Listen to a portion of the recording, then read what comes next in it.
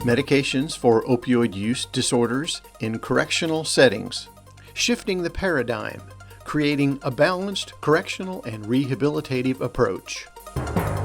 The Opioid Response Network is funded by SAMHSA to provide resources and technical assistance needed locally to address the opioid crisis.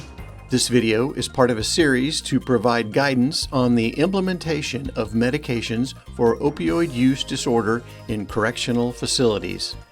Leading corrections and behavioral health experts present information on topics such as the use of medication, models of delivery, diversion, and linkages to care and community support.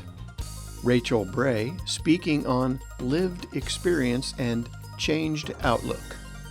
Good morning. My name is Rachel Bray. I'm a lieutenant at the Rhode Island Department of Corrections, the women's facility, and I greatly thank you for the opportunity to speak in front of all of you from different and various backgrounds within the correctional system. Okay. So the reality of the MAT program, the Medication Assistant Treatment Program, is simple. It's the better management of the offenders while they're incarcerated, controlling their withdrawal symptoms so they're not craving the drug, okay? This helps with them not trying to convey the drugs into the facility, all right? And this is not a cure-all for all the drugs. Let's be honest, there's other drugs that are in the community, but unfortunately, this is the epidemic that we are trying to control. We have a high population of opiate users. So understanding the goal of the MAT program is to heal the brain through developing new habits, okay? So that's with the education component, that's with the counseling component, in addition to the medication. We're trying to develop a support system, not just within the community, but within the Department of Corrections. We're utilizing the medication to replace the illicit opioid that they are addicted to. So I'm going to go to the diversion prevention. I do oversee the Medline in our women's facility, and it is a very strict, controlled Medline, how it's run, okay?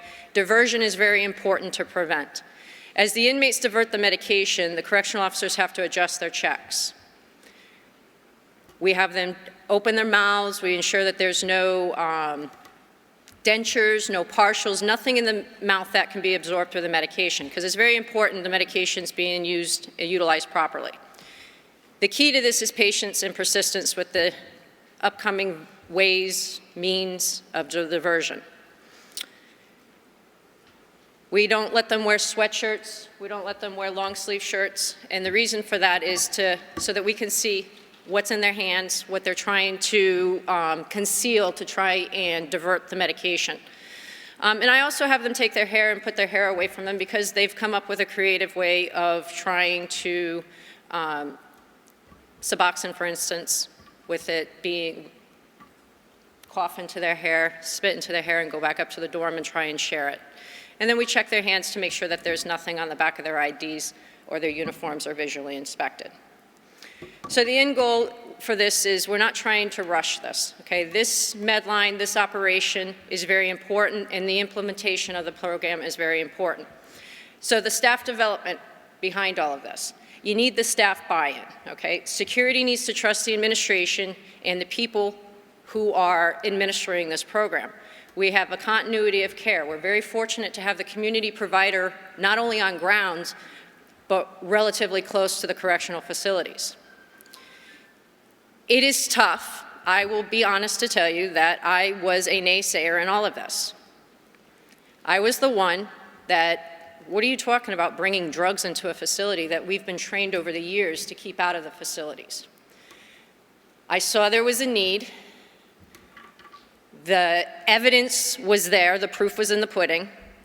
So through the education, reaching out to people who are experts in the field of opioid disorders, understanding how the medication works, because not every medication works the same. And let's be honest, this disorder doesn't have a face. Not everybody that comes to jail with this disorder is a heroin junkie or a heroin addict, okay? So with getting past that stigma and understanding This is how you're going to get your staff buy-in. You're going to get your staff buy-in through managing managing the offenders. They're easier to manage. They're not craving the medication. You're changing their thought process through the education. You're ensuring they're going to the programs that they're supposed to go to. You're ensuring that they're going to seeking the counseling that they're supposed to, and most importantly, that they're taking the medication the way it's meant to be taken. I convey sternly yet firmly, it is their responsibility to take an active part in their recovery. We've provided the means for them to be active participants, but now it's time for them to be responsible for them. And overall, this will make them a law-abiding citizen, because as Director Coinfey said, there's a 1% separation in Rhode Island. If you don't know somebody who's addicted, somebody who you know, or a friend or a family member. So it's very important to us that we help with this transition and the continuity of care in the community to make them law-abiding. Technical assistance is available to support the evidence-based prevention, treatment, and recovery of opioid use disorder. To request technical assistance, visit opioidresponsenetwork.org.